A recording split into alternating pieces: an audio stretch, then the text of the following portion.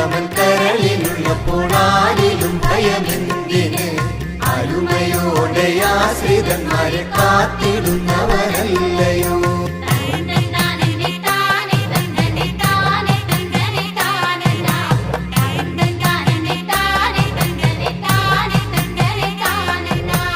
യദുകുലോത്തമൻ കരളിലുള്ളപ്പോൾ ആരിലും ഭയമെന്തിന് അരുമയോടെ ആശ്രിതന്മാരെ കാത്തിടുന്നവനല്ലയോ.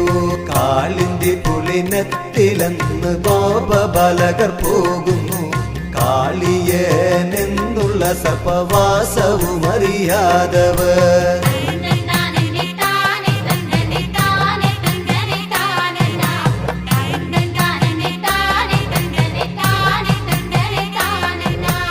ആയിരം ഭണമുള്ള ഘോര സർപ്പമല്ലേ കാളിയൻ, ആയിരനാഗത്തിൻ വിഷജ്വാലയേറ്റ തീരവും വൃക്ഷലജാതികളൊക്കെ ഉണങ്ങിപ്പോയ തീരത്തിൻ പക്ഷകഥയറിഞ്ഞിടാത്ത ബാലർഗൊക്കളുമായെത്തി.